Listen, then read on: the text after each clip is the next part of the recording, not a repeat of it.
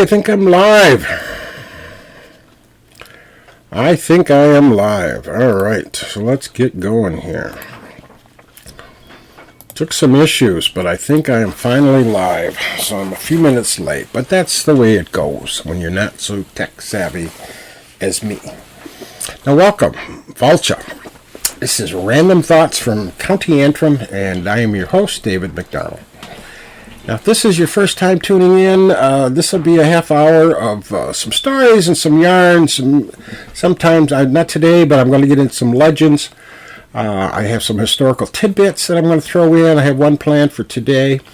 And, of course, random thoughts that are mine, because I'm the host. Now, for those of you who watched last week, thank you. We had a huge crowd, actually, that had a real nice audience for my inaugural podcast. In fact, if I had charged $1 for everyone who tuned in to our live podcast last week, I probably would have enough money to go to Starbucks. In fact, I haven't been to Starbucks in quite a while, so that would have been a real treat. But I didn't charge $1. The whole event was free. Some of the people followed up with the event last week with some questions and suggestions and comments and so forth. But the question I got asked most often was, what have you been doing? What have you been doing during this pandemic? And I've really been doing two things more than any other. And one of them is landscaping, which may surprise some of you. But the exterior of my house has never looked better. And I think I just had all this nervous energy that I just went out and I did cut trees and trim trees and raked and whatever. And the house looks wonderful. Which is kind of ironic, though, and a little bit senseless, because during this pandemic, I have no plans of inviting anybody over to my house during this summer. So I think I just made the house look wonderful for me and for nobody else. Now, there's another thing I've been doing during this pandemic. And it's not clock winding, in case you're wondering, but it's been drinking. Now, I've always enjoyed a glass of wine for dinner, and usually a glass of wine after dinner. And sometimes I like just a little sip of a good Irish whiskey. But since the shelter in place, I've been my consumption has just skyrocketed. Now, I won't say things have gotten out of hand, but I just want to show you my latest purchase. Jameson's. Now, I love Jameson's. It's a fine whiskey. But my whiskey of choice usually is Bushmills. Although the best whiskey I've ever tasted was a Middleton's. It was a Barry Crockett's Reserve, Legacy Reserve. Now, Barry Crockett was the head distiller at Middleton's, and was there for decades. And he recently retired.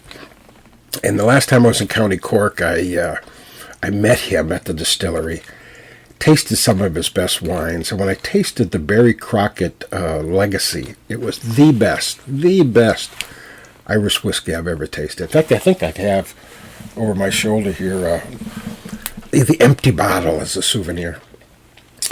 But the whiskey was so good, I had to buy a bottle, and I spent an ungodly number of euros on the bottle, but it was just absolutely worth everything.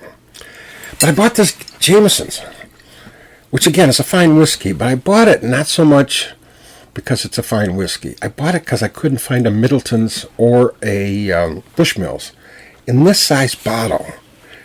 We know during this shelter in place, we're supposed to limit the number of times we go to the store. So I needed a large bottle to last me. And I don't know if you can see in the image, but there's not much left. So I'll probably be going, I definitely will be going to the store tomorrow to get some more. I think I bought this bottle, what day's today? Today's Sunday. I think I bought this bottle on Thursday. Well, maybe it was Friday. So I go through this fairly quickly, which is a sign of the pandemic. But what I really want to do, and the reason I'm telling you about this, is I think I have to do a public service announcement. And this is for the whiskey drinkers out there. And that is never, ever pour whiskey in a wine glass. it's dangerous. Now, wine glasses and whiskey glasses are designed to kind of enhance, not kind of, but to enhance the aroma of the beverage. But my concern has nothing to do with the aroma. It has to do with the safety of the drinkers and the safety of people who live with the drinkers, especially drinkers who've been in lockdown for a period of time. Now the problem is this, and I have another prop here to show you. The problem is this.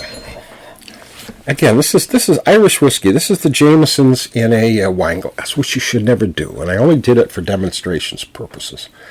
But you can see the color. The color of a good Irish whiskey is a light yellowish brown, kind of an amber color. And by the way, I'm going to have a little sip right now. Sláinte. I'll have the rest of that when the podcast is over.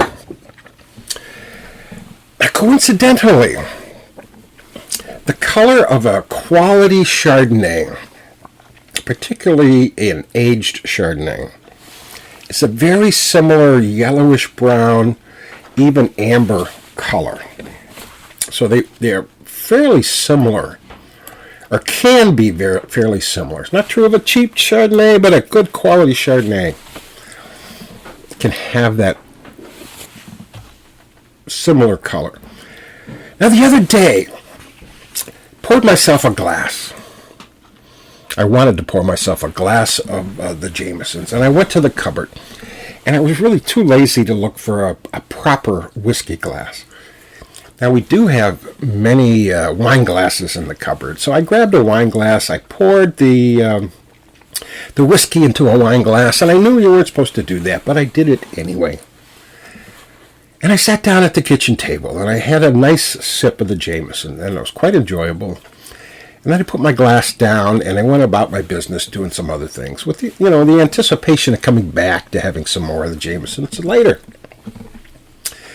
Now, unbeknownst to me, my wife had earlier poured herself a glass of Chardonnay. A quality Chardonnay, an aged Chardonnay. Poured it in a wine glass. Had a nice sip. And then put it down somewhere, and then went about her business. And a while later, she wanted to have yet another sip of her Chardonnay, but couldn't remember where she put her wine glass. And I don't know if it was a senior moment or whether it was a function of being locked down for months on end. We all become a bit brain dead in that situation. But she could not find her wine glass, nor remember where she set it down. Then she noticed a glass on the kitchen table and assumed that was her wine glass. So she went over to the table, and I kind of saw this happening, but I too am a little bit brain dead in this lockdown mode. So I didn't say anything right away. I just wasn't quick to react. But what I saw is my wife take a very healthy gulp of the Jameson's. And then she began to gag. She began to cough. She ran around the house kind of fanning her mouth. She tried to drink water. She tried running around in circles. She just couldn't stop the sensation. And I think for the first time in her life, she couldn't speak. And I really, in all honesty, I thought she was about to die. It was that serious.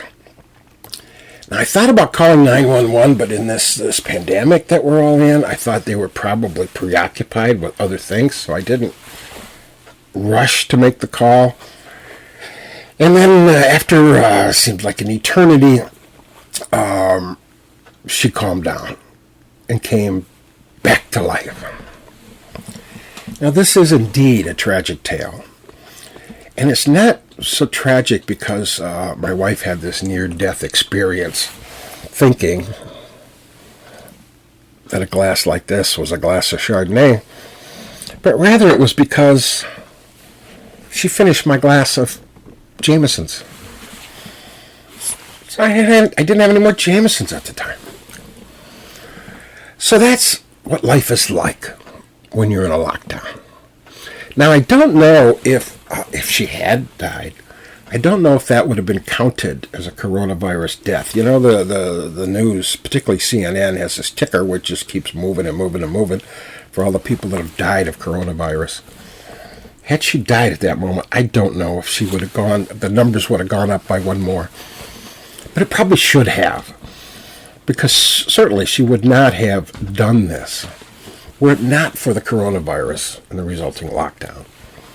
So please, if you're going to drink whiskey, and if you live with someone who doesn't, put your whiskey in a whiskey glass and not in a wine glass. So that's my public service announcement. Now, I did last week, for those of you who listened, I did some cultural stereotyping. And there's some inherent risks in that, and it can be fun, and that was my intent last week. And I planned on telling a story today that kind of puts that in perspective. And I may do it next week, but this week is just the wrong week because there are some disastrous consequences from stereotyping, and we saw that in Minneapolis not too long ago. But the issues this week and the past couple of weeks, it just brought something to the forefront to the extent I did not expect to see. And then last Monday, I saw an event which just made me more angry than I have been in a long, long time. And I'm speaking of the president leaving the White House for a photo opportunity, preceded by clearing away by federal police of peaceful protesters. I came very, very close at the time of jumping in my car and driving to Washington. And it brought to mind my youth when I was a student at the University of Michigan. And a group of us were talking about the Vietnam War and race inequality and a whole variety of things and what was going wrong in the world and what was going wrong in America. And there was a demonstration planned in Washington, D.C. the next day. This was a Friday evening when we had this discussion. In 1969, 1970, or thereabouts. And it turned into a very heated argument between some of us on one side and some of the others on the other side. And it was Friday evening, maybe 11 o'clock, approaching midnight, and three of us finally said, to hell with it. We just got in my car, the three of us, and we drove all night to Washington, D.C., 10, 12 hours. I don't know how long the drive is. And we joined in on that demonstration, and there was thousands and thousands of people there. And we marched along Pennsylvania Avenue in front of the White House. We ended up at Washington Monument for this huge demonstration and series of speeches. Met some wonderful people. As I recall, I spent the night sleeping on the floor of a dorm room at Georgetown University. And then Sunday, I got in the car and we drove back to Ann Arbor. Now, I don't know if I did any good by doing this, but it did feel good. I felt like I was part of a process, and I was part of those people who were trying to do the right thing. And when I saw these events this week with the federal police and the demonstrators, the peaceful demonstrators, I came really this close of doing it again. And I'm an old white guy on Social Security, and I don't know what good it would have done for me to go to Washington. Maybe adding to the numbers would have been enough, and I eventually talked myself out of it. And then when I saw the reaction of the rest of the public to what went on, I justified my decision. I figured people were reacting the way I had hoped they would react to what was going on in Washington, D.C. And then when I saw this 75-year-old man in Buffalo injured by the police for doing nothing other than being in their way, I thought that could have been me. Maybe that should have been me. I don't know. And maybe it would have been me had I had the courage today that I had in my youth. But in any event, I did not go to Washington, D.C. I'm here in County Antrim talking to you. And you can take from that as you wish, but that's the evolution of my mindset over the last week or so as I'm cooped up here in my home in County Antrim. But I did make today a startling discovery, somewhat of an epiphany, if you will. What I discovered is there's a group of people in the world who are in need of our attention, of our sympathy, our protection.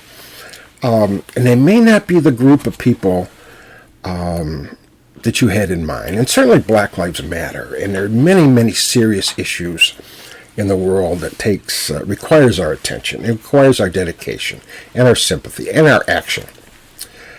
But there is another group of people that perhaps need almost as much. I don't know that we need to take to the streets for them, but we do need to offer them support. And I'm speaking, of course, about bald men. Now, I'm not making this up.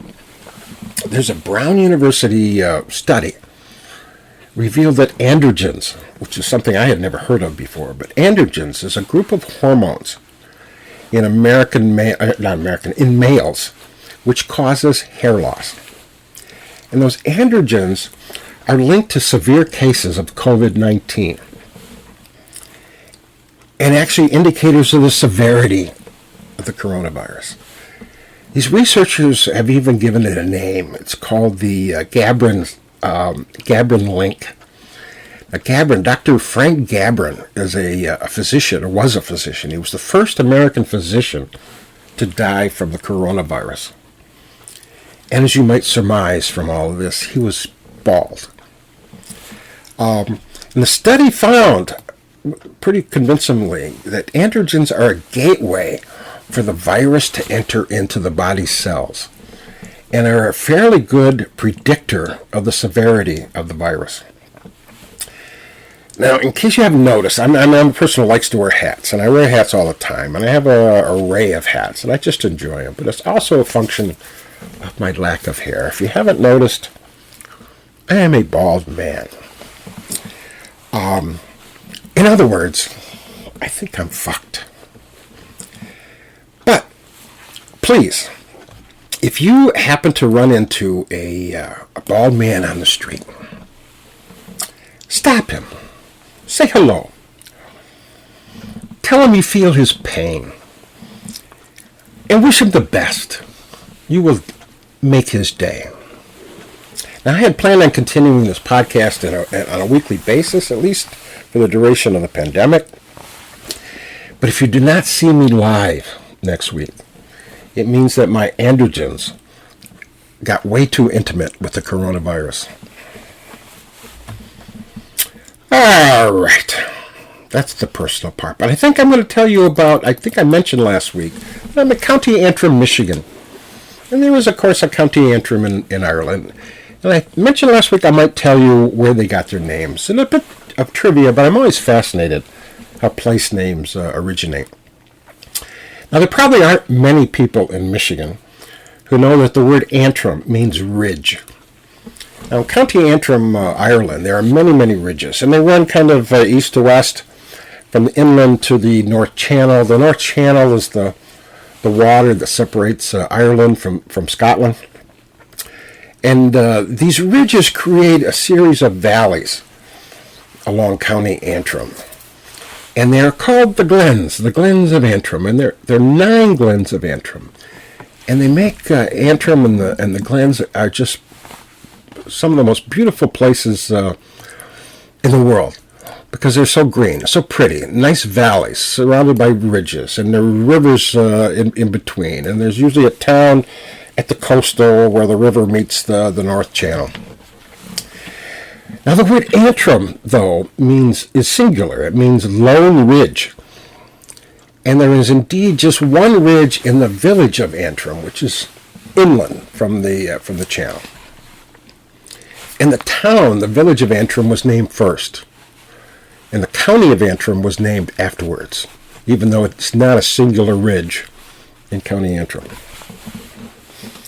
Now, counties, by the way, just to give you a little bit of political science here, counties, political science and history, counties are a European invention. And what kingdoms did is they divided the kingdom into counties for tax collection purposes. And they appointed a man in charge of the county, and he was referred to as the Count. And if it was a female, it was the Countess. Now, the English adopted the same system. There's counties throughout England. But for some reason known only to the English, they didn't name this person in charge the Count. Instead, they named him, or referred to him as the Earl. Now, the Celts had no such system, no desire for any such system. But the English imposed that system on them when they conquered Ireland. So Ireland was divided up into counties, one of which obviously was County Antrim. Now in the U.S., counties were done, subdivisions of the state, simply to allow the state to do administer some of its functions on a local basis. And that's why there's a county road maintenance, there's a register of deeds, there's marriage license comes from the clerk's office, registering to vote, county sheriffs, courts, jails. Also, the state could do some things at a local level. Now, Michigan became a state in 1837. At the time, and then began to carve itself up into counties. But at the time, there were very few people, European settlers in northern Michigan. So they carved up the southern half of the lower peninsula into counties, but left the northern half of the lower peninsula countyless. Now, the population of the northern half of the peninsula was primarily Native Americans, Chippewa and Ottawas, and they had no need for county government or state government, and no desire for county government or state government. So there really was no need for counties. Now, decades later, European settlers began to come up to northern Michigan, and there became a perceived need anyway, for county governments. And very few Irish Americans moved to northern Michigan. So it wasn't a matter of Irish population in northern Michigan, but rather a significant number of Irish had settled in Detroit and in the lower half of the state.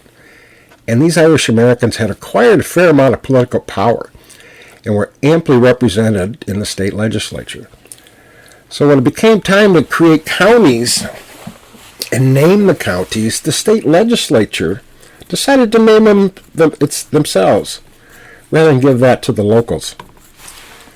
And so you have, in northern Michigan, County Antrim, we have Clare, we have Wexford, we have Roscommon, all named not by the locals living in those regions, but by the Irish Americans who were in the state legislature of Michigan at the time. And we even have a County Emmett. Emmett County is named after Robert Emmett. Robert Emmett was an Irish revolutionary, and he suffered the fate that most Irish revolutionaries suffered, and that is he was hung by the British. So that's why we have a County Antrim in